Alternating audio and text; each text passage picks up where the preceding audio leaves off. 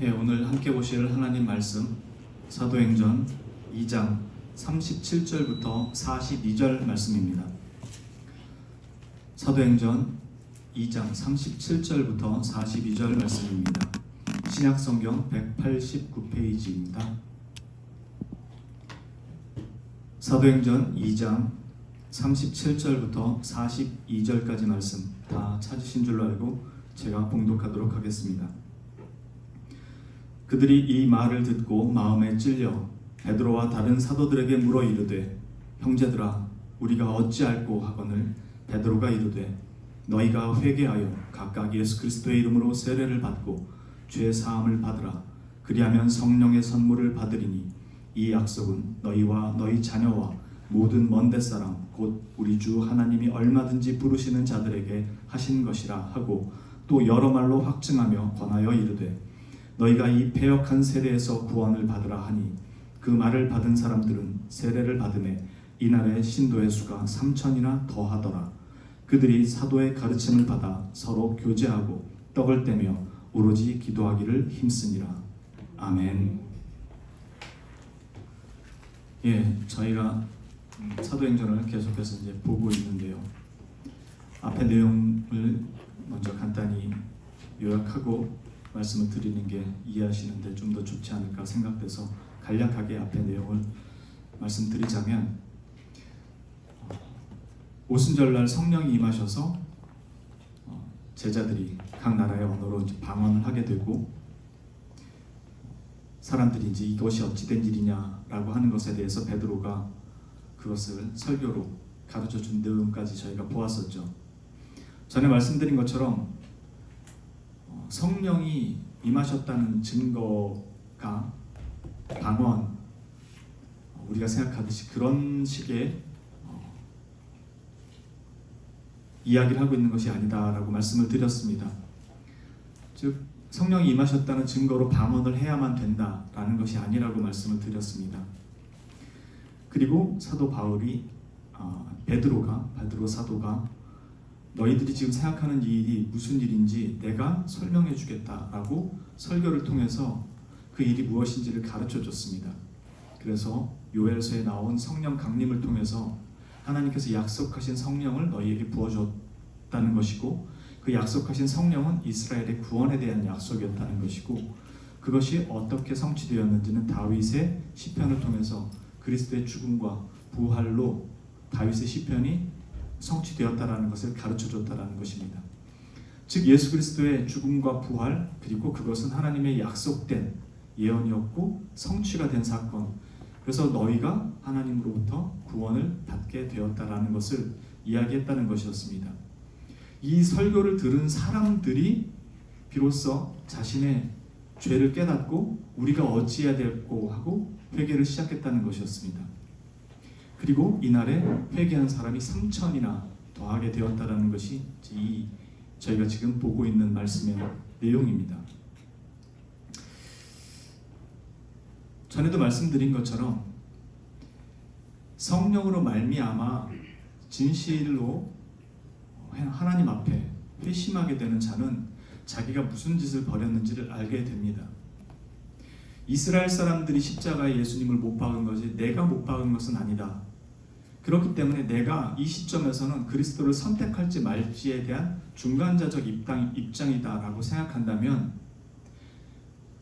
이분은 잘못 이해하고 있는 거예요.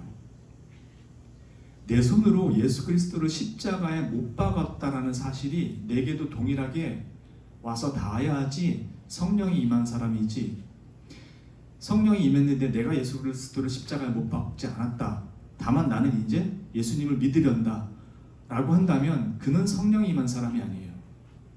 왜냐하면 전에도 말씀드린 것처럼 내가 하나님을 거부할 뿐만 아니라 하나님에 대해서 무관심하다는 것조차가 하나님과 대적하고 있다는 겁니다. 그래서 나는 이미 그 자체로 죄인이고, 그래서 내가 예수 그리스도의 죽음 없이는 구원이라는 게 있을 수가 없기 때문에 내가 그리스도를 십자가에 못 박은 사람 중에 한 명입니다. 그래서 성령이 임해서 내가 죄인이라는 걸 깨달을 때는 바로 예수 그리스도 없이는 구원이라는 게 있을 수가 없었다는 걸 알게 되고, 내가 하나님께 그렇게 서 있던 사람이며 예수를 십자가에 못 박은 장본인이라는 사실이 깨달아지는 거예요. 그러니까 선택과 비선택 사이에 나는 중간자적 입장에 있는 것이 아니라 죄인의 자리에 있다 살기 위해서는 그리스도에게로 올 수밖에 없다라는 것을 아는 자리에 서는 것이 거듭난 자라는 뜻입니다. 성령이 하시는 사역이, 가장 큰 사역이 그겁니다. 우리를 새 생명을 주셔서 깨어나게 하셔서 어디에 있는지를 알게 하시고 돌아오게 하는 거죠. 여기에 이 핵심적인 내용들을 베드로 사도가 설교를 한 것이고요. 들었던 사람들이 돌아섰던 것이었습니다. 교회란 무엇인가?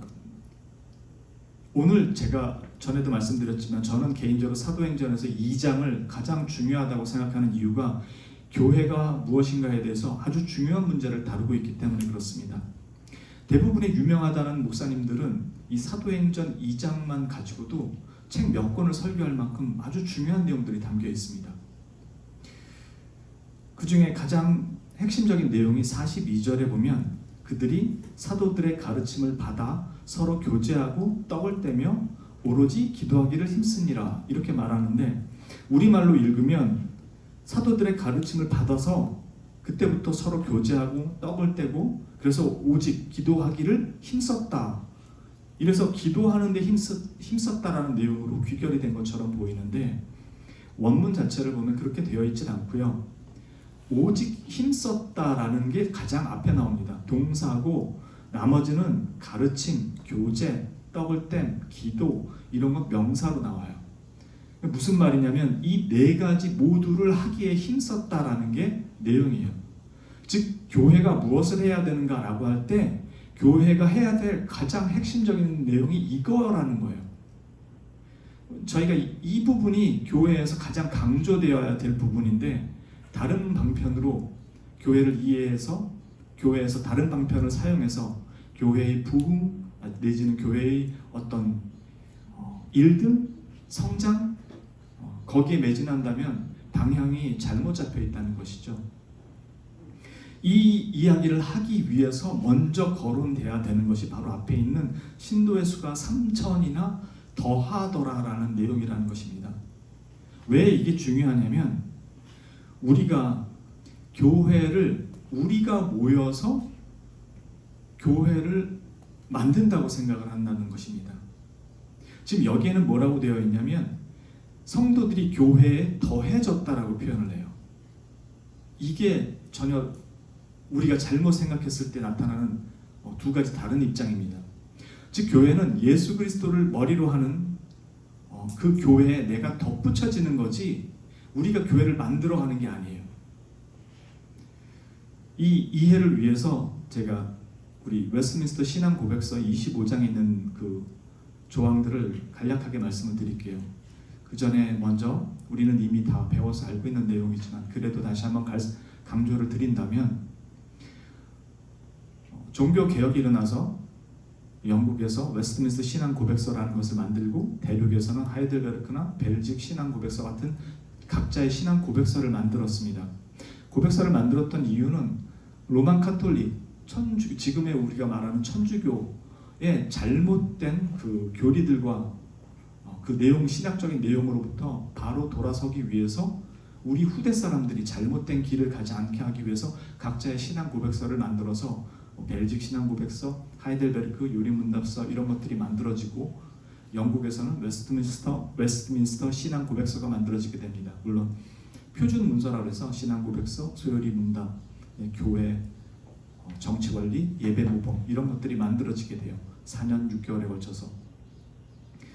이게 종교개혁 때 만들어졌지만 그 내용은 종교개혁에 있는 내용들만 가지고 온 게 아니고, 그걸 작성할 때 초대교회로부터 어떻게 우리의 믿음이 유전되어 왔는지를 더듬어 올라가서 그 사람들의 글을 참조해서 만들어진 거지 16세기에 그냥 이렇게 모여가지고 16, 17세기에 우리가 만들자 해서 만들어진 게 아니에요.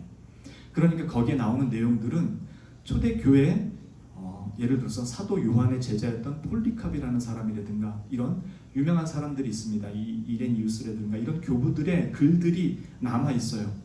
그 글들을 통해서 물론 그 글들 속에도 오류가 있지만 그렇게 옛 글들부터 더듬어서 과연 우리 믿음의 선조들, 즉 사도들은 어떻게 이걸 전수시켰고 그걸 받은 사람들은 또 이걸 어떻게 기록했고 이런 것들을 토대로 해서 남겨져 있던 문헌들이 어느 시점에서부터인가 왜곡되기 시작한 거예요. 정치와 결탁하고 돈과 권력과 결탁하면서 여러분도 아셨던 것처럼 그런 중세의 시대를 지내게 된 겁니다. 그리고 종교개혁이 일어나면서 이 문서를 다시 찾아가고 그래서 많은 목사들과 박사들이 모여서 웨스트민스터 신앙 고백서라는 표준 문서라는 것을 만들게 된 것이고 우리 대한민국에 있는 여러 보수적인 교단들은 이것을 헌법 속에 교회 헌법 속에 제일 앞에 우리가 함께하는 신앙 고백서라는 그 내용으로 담아와서 여러분들이나 저나 함께 이 신앙 고백서를 기준으로 성경을 해석하고 보게 되는 것입니다. 약간 얘기가 길었는데요. 이 웨스트민스터 신앙 고백서 25장이 교회에 관한 내용을 다루는데 여러 문항 중에서 1항하고 2항만 먼저 간단히 볼게요. 1항 보편적인 또는 우주적인 교회는 무형적이다. 이 교회는 그것의 머리가 되시는 그리스도 아래에 하나로 모여들었고 모여들고 있고 그리고 모여들게 될 전체 택자들로 구성되어 있다. 이 교회는 그리스도의 신부요 몸이며 만물 안에서 만물을 충만케 하시는 그리스도의 충만이다. 2항 유형교회는 복음 아래서 또한 보편적이고 우주적이다. 이전 율법 시대처럼 한 국가에만 제한되어 있지 않다는 뜻입니다.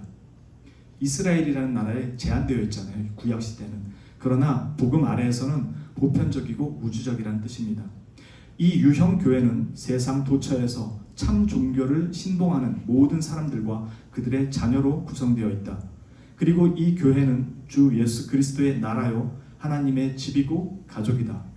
교회 밖에서는 구원의 통상적인 가능성이 존재하지 않는다. 맨 마지막 구절은 뭐냐면 교회 말고는 구원이 없어. 이런 그 의미가 잘못 오해되면 로만 카톨릭에서는 그런 식으로 이야기합니다. 교회 안에 말고는 즉 교회로 오지 않고는 구원이 없다. 왜냐하면 교회에서 세례를 베풀므로 말미암아 그것으로 구원을 받는다고 보기 때문입니다. 그러나 여기서 우리가 지금 개신교가 얘기하고 있는 웨스트민스터 신앙 고백서의 내용은 교회 밖에는 구원의 통상적인 가능성이 존재하지 않는다. 이 말은 하나님께서 사람들을 구원하시는 통상적인 방법, 항상 모든 100%라는 뜻이 아니고 아주 특별한 경우에는 교회 밖에 있는 자들도 하나님께서 특별히 부르셔서 설령 그것이 이슬람 교인이든 불자든 하나님께서 특별한 방법으로 부르셔서 교회로 사람들을 부를 수도 있습니다. 그러나 하나님께서 사용하시는 통상적인 방법은 말씀이라는 교회에서 사용하는 하나님께서 제정하신 수단들을 통해서 구원을 일으키십니다. 그런 의미에서 교회 밖에서는 말씀이 선포되는 경우가 거의 없기 때문에 물론 선교사님들도 계시지만 그런 의미에서 교회 밖에는 통상적인 가능성이 존재하지 않는다라는 표현을 쓰는 것입니다. 그러므로 교회에서 말씀을 듣고 교회에서 구원이 일어나게 되는 것이죠. 이런 이야기를 왜 드리고 있는가? 우리 교회에서 처음 등록할 때 그냥 하지 않고 장로교회의 정치 원리를 먼저 배우고 여러분들이 여기에 나는 이 교회에서 신앙생활을 하겠습니다 라고 한다면 그때 등록을 권유합니다. 이미 여러분들은 간단히 배우셔서 아시겠지만 왜 이렇게 하는가? 전에도 말씀드린 것처럼 내가 여러 사람이 모여서 교회를 세운 게 아니에요. 내가 교회에 덧붙여지는 것입니다. 이 의미는 매우 다릅니다. 정말로 크게 다릅니다. 오늘날에는 뭔가 수틀리고 기분 나쁜 게 있으면 교회가 여기밖에 없어? 딴 데 교회 하면 되지. 쉽게 교회를 옮깁니다. 물론 교회를 옮길 수 있어요. 어느 정도 영적인 성장이 일어났고 또는 말씀이 갈급한데 교회에서 그것이 채워지지 않아요. 목사님이 와가지고 정치적인 얘기하고 맨 교회에서 다른 얘기하고 장로와 목사들이 쌈박질하고 마음이 불편하죠. 그래서 자기가 살기 위해서라도 교회를 옮길 수는 있습니다. 제가 드리는 말씀은 자기 기준에 안 맞고 자기 마음에 안 맞는다고 교회를 자기가 마음대로 결정할 수 있는 것이 아니라는 거예요. 왜냐하면 나는 교회에 덧붙여진 존재지 내가 모여서 하나의 커뮤니티 기구로 만들어 놓은 것이 교회가 아니기 때문에 그렇습니다. 만일 교회가 그렇다면 문제는 정말 심각해집니다. 이단들이 교회에 많이들 들어오려고 하죠. 그러나 못 들어옵니다. 그 이유가 바로 그것 때문에 그렇습니다. 교회는 주 예수 그리스도를 머리로 하는 하나님의 통치 기구고 하나님의 나라입니다. 그래서 내가 마음대로 교회를 세울 수 있는 것이 아니고 내가 교회에 덧붙여지는 존재이기 때문에 이단들이 마음대로 들어올 수 있는 곳이 못 됩니다. 만약에 이단들이 와가지고 내가 교회에 오겠다는 당신이 뭔데 막 당신이 나보러 들어오네 못 들어오네 당신이 난리야 이렇게 얘기한다면 그리고 그것이 맞는 것이라면 교회는 정말 이단들과 온갖 세상의 여러 가지 그 사상들이 난무하는 곳이 될 겁니다. 그런데 우리는 이단은 안 들어올 수 없다고 생각을 해요. 그래서 이단은 내칩니다. 그런데 조금 더 제가 봤을 때 문제가 될 수 있다라고 생각되는 것은 무엇이냐면 비신자가 교회에 들어올 수 있다고 생각하는 것입니다. 이단은 우리와 믿음이 다르니까 안 돼 라고 잘랐으면서 우리가 믿는 바에 대한 믿음은 없는 사람이 어떻게 교회를 들어올 수 있느냐에 대해서는 무뎌져 있다는 거예요. 한 영혼을 소중하게 생각해야 돼 라고 하면서 실제로 믿음이 없는 사람이 교회에 들어온다는 것입니다. 하나님이 교회를 세우셨을 때는 그렇게 세우질 않았다라는 게 지금 오늘 저희가 보고 듣는 바예요. 오해하지 마세요. 제 말은 예배에 참석할 수 없다는 것이 아닙니다. 교회의 정식 회원이 될 수 없다는 것입니다. 멤버. 즉 등록한다라는 것이 여러분들에게는 그냥 나 이 교회 뭐 그냥 등록해서 다니지라는 의미로 이해할 수 있을지 몰라도 제가 전에 말씀드린 것처럼 우리 교회가 왜 장로교회의 정치 원리라는 것을 배우는지 내가 그 교회에 등록한다라는 것이 무엇인지 그 의미부터 이해하시고 등록하십시오라고 하는 말은 바로 이런 이유 때문에 그렇습니다. 믿음이 없는 자가 그리스도의 이 교회 안에 편입이 될 수가 없어요. 그는 하나님을 대적하는 자이기 때문에 그렇습니다. 여기 왔더니 뭐 축구 동아리 있고 무슨 동아리 있고 무슨 공동체가 있어서 온다. 그 오는 거는 말리지 않습니다. 와서 예배도 드리고 공도 차고 뭐 낚시도 같이 다니고 뭐 골프도 치러 다니고 뭐 그 여자분들은 뭐 여자분들의 어떤 모임 하는 거 그런 거 말리지 않습니다. 그걸 교회에 오겠다는데 누가 그걸 말리겠습니까? 그러나 그 사람이 나는 이 교회의 교인이다라고 얘기하는 것은 허락이 되지 않는다는 것입니다. 왜냐하면 그는 주 예수 그리스도에 대한 신실한 믿음을 가지고 와 있지 않기 때문에 그렇습니다. 그러나 교회는 한 영혼이라도 주님께서 살리시고 구원하실 것을 믿고 그들을 예배 자리에 참석시키고 함께 주의 말씀을 듣고 그가 변하기를 기대하는 것입니다. 바로 오늘 말씀처럼 베드로가 그 설교를 했고 그 사람이 듣고 회심하여 깨우치고 돌이키기를 기다리는 것입니다. 이처럼 이단들이 우리와 믿음이 다르다 그래서 그들은 걸러내면서 믿음이 없는 자를 걸러내지 않는 것 자체가 걸러낸다는 말이 좀 이상하네요. 죄송합니다. 믿음이 없는 자를 우리가 아무 그 사람의 신앙 고백을 확인하지도 않고 교회로 받는 것이 매우 옳지 않은 일이라는 것을 보게 됩니다. 거듭 말씀드리지만 그분들이 예배 오는 것을 막거나 못 오게 하는 것이 아니에요. 당연히 와서 주의 말씀을 듣고 그들 역시도 변화돼야 하니까. 그러나 무조건 교회에 편입시키는 것은 매우 신중해야 된다는 것을 말해줍니다. 왜냐하면 교회는 한 점 흠 없는 그리스도의 몸된 지체로 서는 자리이기 때문에 그렇습니다. 물론 흠이 없다라는 것은 우리가 예수 그리스도의 보혈로 정결한 옷을 입었기 때문에 흠이 없다는 거지 우리 자신이 흠이 없다는 뜻은 아니니까요. 그렇게 교회가 하나가 되는 것입니다. 그리고 교회가 그렇게 세워져 가는 것이고요. 그래서 교회라는 것이 우리가 생각하는 것처럼 다양할 수가 없습니다. 교회의 통일성과 다양성이라는 것은 분명히 다릅니다.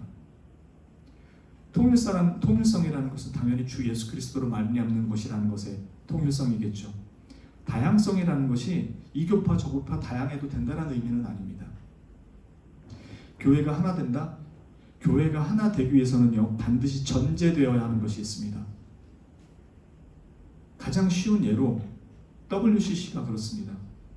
WCC는 교회 연합운동입니다. 그 연합이 가능한 이유가 뭔지 아십니까? 거기에는 교리가 배제되어 있기 때문에 그렇습니다. 교리가 배제돼야 연합이 가능해져요. 그 교리를 배제시키고 연합시킬 수 있는 가장 좋은 단어가 뭔지 아십니까? 사랑입니다. 이 사랑은 도대체 어디서 오는 사랑이냐는 거죠. 박의 정신이 그 깊은 뿌리에 있을 가능성이 매우 높습니다. 하나님으로부터 오는 사랑을 논하려면 하나님의 공의와 사랑이 동시에 이야기되어야 됩니다. 예수님이 왜 우리를 위해서 죽으셨는데요? 그 사랑을 왜 베푸셨는데요? 우리가 죄인이었기 때문에 그랬습니다. 십자가 위에서는 하나님의 준엄한 심판, 인간들을 향한 그 진노의 심판이 십자가 위에 그리스도 위에 쏟아진 것입니다. 우리가 사단 마귀로부터 구원을 받은 게 아니에요. 사단 마귀는 아무것도 아닌 존재예요. 우리는 누구 손에 죽는 거였냐면 하나님 손에 죽는 거였습니다.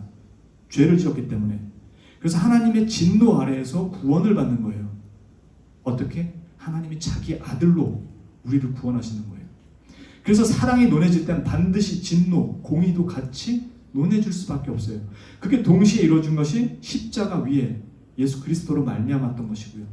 그러니 사랑을 얘기하려면 반쪽짜리 사랑이 얘기가 될 수가 없어요. 그러니 교리가 빠져야지 사랑이 박의 정신에서 이야기가 되지, 교리가 있으면 충돌이 날 수밖에 없어요. 그래서 연합운동에서는 이런 것들이 다 빼지고 사랑, 나눔, 교육, 의료 이런 것들만 항상 앞에 서게 됩니다. 그 자체가 좋은 것임에도 불구하고 그것들로 복음이 포장이 되는 경우가 많다는 것입니다. 기독교에서 교리라는 것은 절대적입니다. 하나 되기 위해서 반드시 필요한 거예요. 그런데 오늘날 교리를 얘기하면 고리타분하다 그러고 답답하다 그러고 사랑이 없다고 얘기합니다. 심지어 몸이 건조하다고도 얘기합니다. 우리가 왜 이런 생각을 하게 되냐면, 특히나 저도 예전부터 많이 들어왔던 거고 늘 듣는 얘기고 앞으로도 들을 얘기라고 저는 생각합니다. 특히나 이 개혁파는 개혁신학이 철저하게 하나님의 말씀, 신학에 뿌리를 두고 모든 것이 가르쳐지고 선포되기 때문에 대단히 어떤 면에서는 답답하고 경직돼 있고 또 차갑고 왠지 사랑이 없이 느껴질 수도 있고 또 몸이 건조한 그렇게 느껴질 수도 있습니다. 그러나 여러분들이 만약 그렇게 생각한다면 여러분들 인식 속에 교회라는 곳은 이렇다라는 생각이 이미 자리 잡고 있기 때문에 그렇습니다. 그러니까 교회를 가면 위로받거나 사랑을 나누거나 즐거움의 교제가 있고 뭔가 기쁜 일이 있어야 되는 것이 항상 교회였던 거예요. 그리고 교회는 그런 사람들이 와서 나누는 곳이라고 생각한 것입니다. 여기에는 채워져야 될 내용들이 없는 거예요. 만약에 여기서 교리만 강조한다면 여기에는 이 교리의 실제적인 실천이 없는 거겠죠. 그러니까 이 둘 다를 다 가지고 있어야 정상이겠죠. 그리고 이 교리가 바르게 선포된다면 당연히 그 실천의 내용은 따라와야만 합니다. 따라오지 않는다면 이 사람은 머리로서 교리만 배웠다는 뜻입니다. 그렇게 되면 나타나는 증상이 정죄와 비판과 비난과 판단밖에 없게 됩니다. 그러나 진짜로 자기가 교리를 자기 앞에 비쳤을 때는 자기가 남들 앞에서 그 말을 할 자격이 없다는 것을 먼저 깨닫기 때문에 항상 조심합니다. 여러분들이 만일 이 자리에 서서 설교를 할 수 있으려면 정말로 뻔뻔해져야 됩니다. 왜냐하면 제 자신, 여기에 서서 설교하는 여러분 자신부터가 그러지 못하다는 걸 너무나 알기 때문입니다. 그럼에도 선포하고 가르치고 증거하고 권면해야 되는 직분자로서의 역할 때문에 하는 거지 여러분보다 나아서 하는 것은 아닙니다. 교회란 가장 먼저 지금 우리가 본 것처럼 사도들의 가르침이 있고 교제가 있고 떡을 땜이 있고 기도가 있는 곳입니다. 이 말이 우리가 잘못 이해하는 것들도 있어요. 이거 앞으로 보게 될 것입니다. 우리가 지금 본 것처럼 교회라는 곳이 내가 생각하는 그 관점에서, 즉 세상에 속한 관점에서 교회를 바라보게 되면 세상 속에서 가지고 있던 가치관과 사상, 그 판단의 기준들로 교회를 읽게 돼요. 그러니까 이쪽 사람이 봤을 때 민주주의 원칙 아니면은 매우 오늘날의 그 스마트한 그 일처리의 방식들, 삶의 어떤 방식들의 교회를 바라보게 되면 고리타분하고 이렇게 좀 무식해 보이는 그런 방법들이 많이 보이는 거예요. 왜냐하면 이쪽 위치에서 바라보니까. 교회를 이해하려면 교회가 가지고 있는 교회의 가치관과 기독교 세계관 안에서 이해를 해야 되는 거죠. 세상이 이해하는 그 세상 속의 가치관과 방식으로 교회를 이해하려고 하면 충돌이 날 수밖에 없어요. 우리는 이 땅에서 두 나라 백성으로 살기 때문에 그렇습니다. 대한민국 사람으로 한국 헌법을 지켜야 되고 하나님의 백성으로 하나님의 법을 지켜야 됩니다. 이 법은 충돌이 날 수밖에 없어요. 이것을 내가 어떻게 이해해야 되느냐는 내가 어떤 세계관을 가지고 있느냐에 따라 달라지게 됩니다. 그래서 이 세계관이 변하지 않은 사람이 교회에 들어오면 가장 큰 목소리를 내는 게 스마트한 사람들일 경우가 많습니다. 왜? 민주적인 절차와 민주적인 방식으로 교회를 끌어가야 되지 라는 것이 세상적인, 일상적인, 그리고 가장 스마트해 보이는 방식이니까. 그러나 전에도 말했지만 교회는 당회 정치예요. 공동의회라고 하는 교회, 이 성도들은 회중교회가 아닌 이상 장로교회는 어떤 안건을 발의하거나 공동의회가 수정하거나 보완하거나 할 기구가 아니에요. 어떤 안건을 당회에서 내놓으면 투표를 통해서 가부만 결정하는 것입니다. 그런데 세상에 있는 입장에서 왔을 때는 다수결의 원칙이 있기 때문에 어떻게 당신들이 당신들 마음대로 합니까? 라고 이야기하게 되겠죠. 그게 교회에 하나님께서 허락하신 직분제라는 것이거든요. 그래서 섬기는 사람들을 위해서 집사를 세우는 것이고 교회의 말씀을 선포하고 가르치고 또 신방하며 위로하고 다스리고 치리하도록 다스리는 장로를 세우는 것입니다. 그래서 여러분들이 흔히 말하는 장로가 바로 치리하고 다스리는 장로이고요.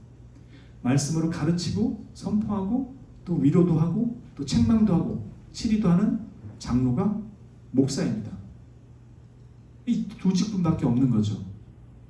그래서 집사가 경험이 오래 쌓이고 능력이 돼서 장로로 올라가는 게 아니라고 말씀을 드렸어요. 처음부터 두 직분은 따로 있고 교회가 존속되는 한 이 직분은 계속 유지가 되는 것입니다. 이 개념이 없다면 교회에 들어와서 자신들의 목소리를 내겠죠. 나쁜 목소리가 아니라 자신이 생각했을 때 옳다고 생각하고 정당하다고 생각하는 것. 그러니까 그분은 교회를 깨뜨리려고 그 목소리를 내는 게 아니에요. 더 잘해봅시다 라고 그 목소리를 내는 거죠. 문제는 교회의 방침과 교회가 원래 가야 될 모든 그 규칙들과 방향들을 모르기 때문에 그렇게 하시는 거겠죠. 제가 왜 이 말씀을 드리려면 교회라는 곳과 세상이라는 곳이 어떻게 다른 곳인지를 먼저 이해해야 된다는 것입니다. 그리고 우리가 모여서 교회를 세우고 만든 것이 아니라 하나님의 교회에 덧붙여진 존재로서 하나님의 통치를 받는 곳이 되어야 한다는 것입니다. 그래서 장로교회는 이것이 성경 속에서 우리에게 주신 교회의 정치 원리다라고 하나같이 웨스트민스터 신앙 고백서에서 그 많은 사람들이 모여서 결정을 하고 이것들을 우리에게 지금 대물려주고 있는 것입니다. 그래서 교회의 어떤 일들을 하는 데 있어서는 그들의 교사이고 모범이 되는 장로들이 이 문제를 다스리고 준비해서 가르치는 것이고, 그래서 여러분들이 사도행전 15장에 보면은 예루살렘 공의회 같은 장로들의 모임이 있습니다. 우리가 모여서 다수의 의견을 내서 이끌어가는 것이 아니라는 것이죠. 여러분들이 아무 소리 말고 하는 목사가 시키는 대로 따라해, 이 얘기를 하고 있는 것이 아니라는 것을 알아주셨으면 좋겠습니다. 교회는 내가 내 마음대로 할 수 있는 것이 아니고 하나님이 주신 통치 방식과 그 통치 원리를 따라서 우리가 따라가야 된다는 것입니다. 순종해야 되고, 거기에 목사가 잘못하거나 장로들이 잘못하면 그건 분명히 개혁하고 바꿔야 하는 것이죠. 무조건 따라야 되는 것이 아니죠. 그러려면 여러분들도 성경을 이해하고 알고 있어야지 저 사람들이 잘못하고 있다는 걸 알 거 아닙니까? 성경을 모르면서 목사가 하는 얘기, 장로가 하는 얘기 그냥 아무 소리 말고 순종해야지, 잘못하면 하나님한테 벌 받아. 그렇게 될 수는 없죠. 그거야말로 잘못된 거죠. 그래서 성도들도 깨어있고 말씀을 알고 배우고, 그래서 목사가 제대로 하고 있는지, 장로가 잘 하고 있는 건지, 올바로 하고 있는 건지를 확인해야죠.